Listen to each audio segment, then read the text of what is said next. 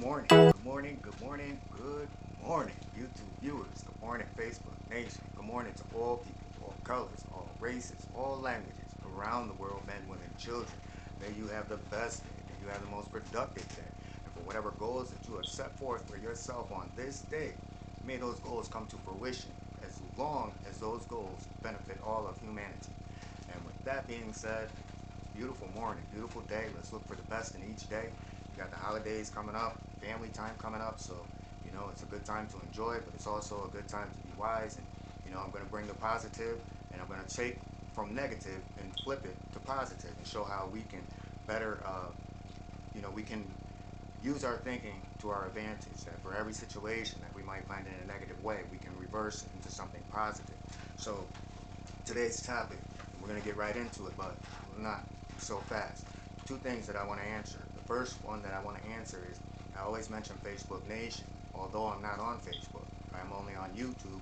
I'm not into that cross social media type deal. YouTube is good enough. I put my message out there, and some of the people from Facebook, when I was on Facebook, they came, they subscribed, which I am saying to you, don't subscribe. Just come and watch the videos. If you want to share the videos, but don't subscribe, because I've seen the likes, and the likes have gone up. Usually this is around the holiday, and along with the subscriptions. But for those who are coming in and they're new, don't subscribe, because if it reaches 98 viewers, I'm going to shut that channel down. I'm going to restart it, and I'll put Morning Motivation 2. So this is not about money. It's about bringing people together. So my view is, if you're going to help somebody, if we're going to work together, then no money should ever be involved. We should be doing it out of the kindness and out of from the heart. And that's what we do here on Morning Motivation. So that's number one. And number two. So number one is, no, I'm not on Facebook. I'm not on any other social venues. And if you go into my playlist, you'll see the progression. And this is the progression that we're going to talk about today, how to get people to think for themselves, get outside that box, because bad things happen when we lose sight of who we actually are, and we accept something that might have a small part of what we want, what we believe in, and what we're after, but then the larger picture is something completely different. And this is what this topic is about today. So today's topic is, how does a Space Force work? But before we get into that, it's how a Space Force works for dummies like you and me, who we hear all these things, but we really don't understand what is really taking place and what it means. And we're going to explain what it is, how we interpret it, but what this actually is, and how the bigger picture is far more dangerous than something simple as something aliens coming from the sky. So how does the Space Force work? First of all, it starts off with $17.4 billion of your tax dollars, my tax dollars. We pay for it. But before we get into it, I would like to bring us into the right mindset. I posted a video a while back, and it's entitled Making Sense Out of What Absolutely Makes No Sense. And if you get a chance, go back and watch, check out the video. So today's topic is no different. It's just said in a different way. And like Morning Motivation, we show that how all things tie in. They all lead to the same road. That's why the laws of nature, the laws that govern nature, the laws that govern existence, no matter how many branches is on a tree, they all lead to one point. And that point is the undisputable fact. And this is how we should be dealing with the laws of nature as well as the laws of our existence. So let's use an example. I'm going to give an example of what this is. So, okay, everyone has had like a stuck door. You open up your door. Sometimes there's a screw in it. Sometimes there's a bolt.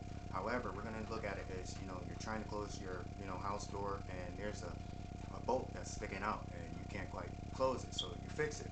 Now, you can use a variety of things. You can use an actual wrench that completely fits, made for the bolt, but you may not have one of those on hand. So you'll grab a pair of pliers, and, you'll make do, or you'll create some kind of a tool that you can use, although not being the tool that is required for that specific bolt. Or you can grab vice grips, which can damage the bolt because it puts an impression on the bolt. Therefore, by deforming the structure, over time in use, it strips away the bolt even faster.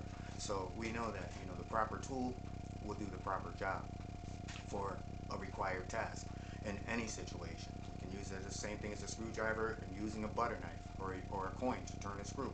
We know that there's many ways to do it, but there's only one tool that is designed specifically for that object. So now, what does this analogy have to do with Trump getting booed?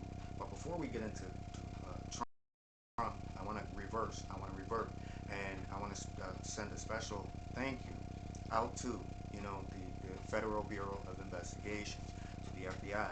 And what the FBI did is what you can see up here, as well as the local police of Westport. I want to send out a special thank you. And what you see on the screen here is earlier this week, over a summer-long investigation, they brought charges on a daycare center for, the abuse of the children, calling them names. This is adults calling them names. If you get a chance, go see the article. Calling them fat, using the F word, chunky monkey, and you're talking about children. These are adults that were, damaging the minds of these kids. This is the world we live in. This is the world that we cover up. This is how we follow the narrative of what everybody else says instead of stepping back and doing the thinking for ourselves. I also want to thank those parents who stepped up, to file these complaints and not stay quiet about this. Even the ones who pulled their children from out of the daycare and still, kept on with their complaints to make this come about. But the thank you that I'm giving is not for the actual arrest of the people who did this.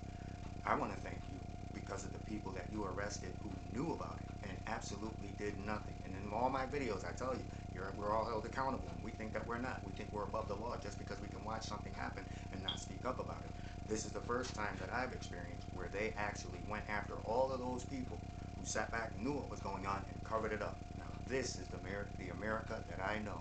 Good job, agencies. Now to get back to Trump. Okay, as we all know that Trump gave an interview with, I believe his name is O'Brien, it's his fair use, and he got booed because when the interviewer asked did he get the booster shot, he said yes, and the crowd booed him. So we're gonna find out how this thing actually works, and the way that this works is to understand that manipulation has consequences. Oh, you thought I was gonna go political? No, because I care less. I care more about you, and I care about how we think in order for us to become better to one another. That's important. Forget the politics. Politics do what they do. So we're going to look at the insides of what took place. We're going to look in the minds of what was taking place. Not only the former president, not the interviewer, but also the audience. Okay? So manipulation has its consequences.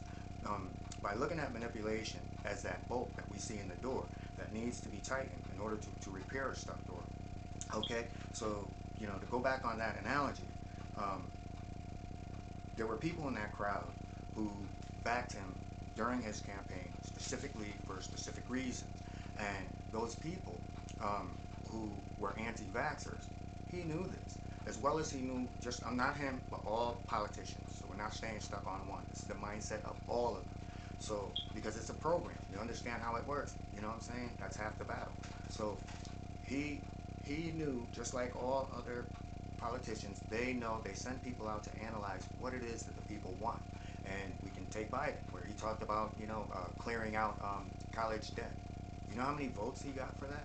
Just as well as how many votes that Trump had received because of the anti-vaccination, during his re-election campaign. How many votes did he get? So these are people who are Christian people, and they stand on certain morals. And, some of them, through religious reasons, Christians will not get the vaccine. But also, it's these politicians that play to this stuff.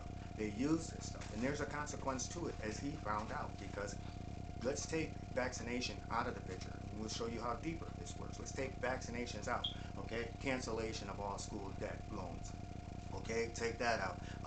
Building a border wall, okay? Take that out. No kid left behind.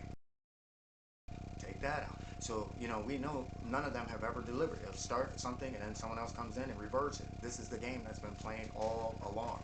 But what he had was a harsh reality to know that he was shocked when he heard those boos. It was a blow to his ego because he really felt the manipulation was there. He had the people in his pocket. No matter what he did, he would still stand firm.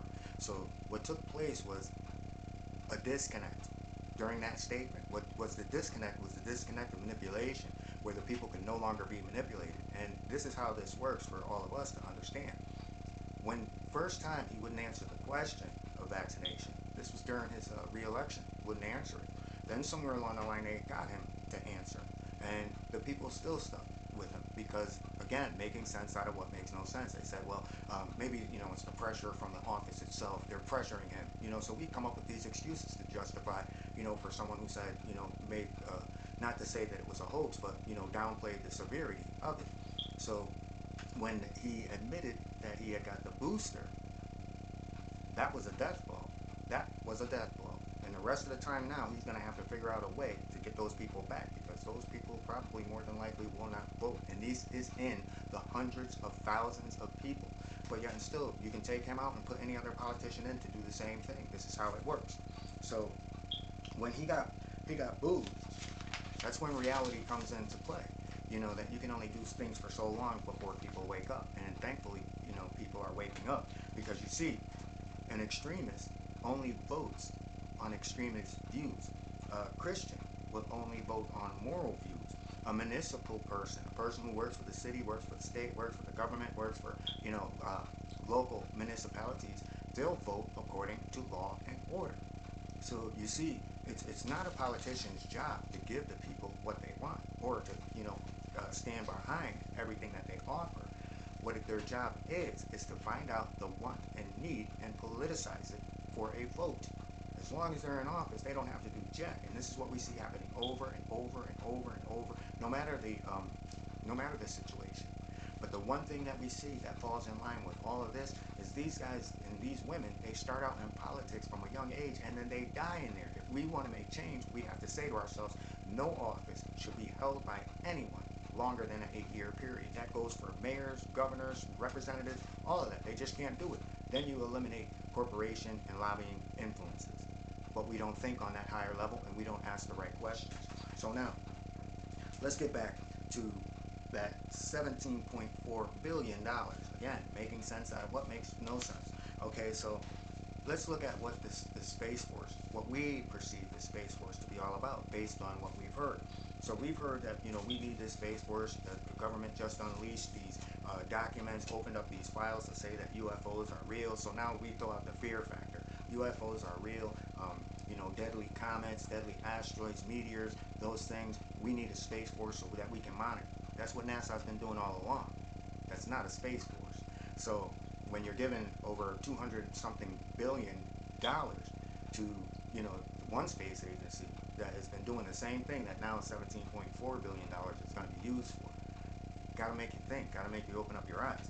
So now, since we talked about everything that they released that said, the doomsday, glacier, all these different things, all these different fear tactics, but did they also tell you that, Russia had tested a weapon in space? And that was to destroy, I guess, either one of the junk satellites that they had up there, or, I would say they destroyed a junk satellite. So now, where's the asteroid? Where is the meteor? Where is the alien? And this is part of their Space Force. So in actuality, they're talking about space war. It's bad enough that we can't open up our eyes that they have destroyed the water. They have chemically destroyed the earth, the land that we lived on, killing all types of nature. And what they can't kill with pesticides, they cut down the trees, which makes the land barren. And then we look at what they've done with the sky, where we've released so much carbon that our ozone layer is gone, our atmosphere is thinning out, and the ice is melting.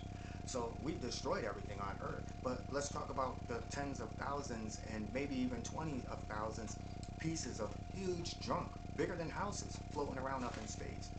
And we say that if you take a penny and you drop it off the Empire State Building, it will go down and it would actually cause a dent in the earth. How big is something bigger than a house coming down to the earth? What kind of damage is that going to do to us? But we don't ask the question of, maybe that $17.4 billion should be used to remove some of this trash that we have floating up above us before our atmosphere thins to the point where these things don't even stay up anymore. They come down. And they don't discriminate where they fall down. So for all the people who were flat earthers, what I'm saying, this is like a win point for you, because if the earth was flat, then we could determine where these things would fall in order to clear people away out of the path of it.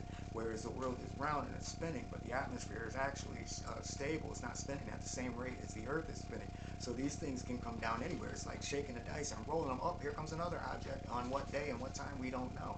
So we are causing destruction before, before any alien even reaches this earth. And what these space forces is about is to say that we want to, if there's a war to be taken in space, we want to have something to go up there and deal with it. But we're the victims of it. You know, and what I want to leave with is there's nothing out there that these people are saying that has benefited mankind. Everything that they've said benefited us. It's got us to the position where we are right now. And it's up to us to wake up.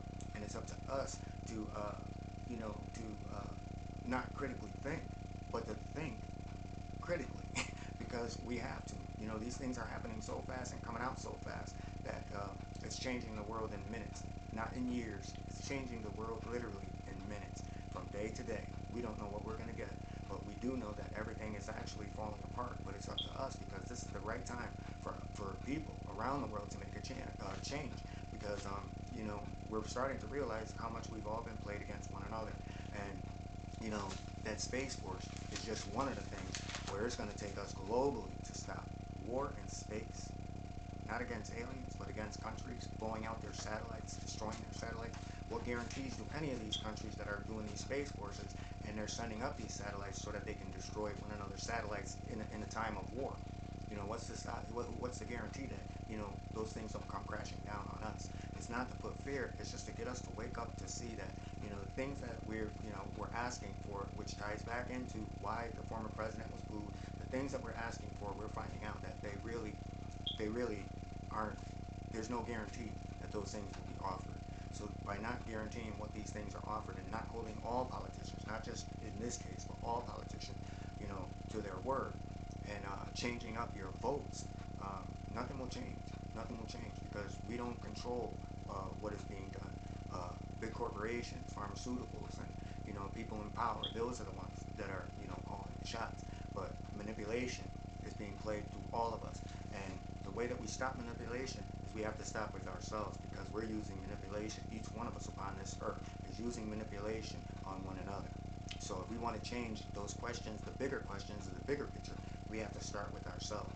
And that's by changing our ways and how we deal and we manipulate others, which ties into those you know, the FBI and the local police departments who arrested the people who condoned those actions. So it shows that they were also held accountable too. So accountability has to be on all levels and in all people. And with that, everyone, have the most beautiful day, have the best day, and once more, for whatever goals you set forth for yourself on this day, as long as it benefits all of humanity, may those goals come to fruition.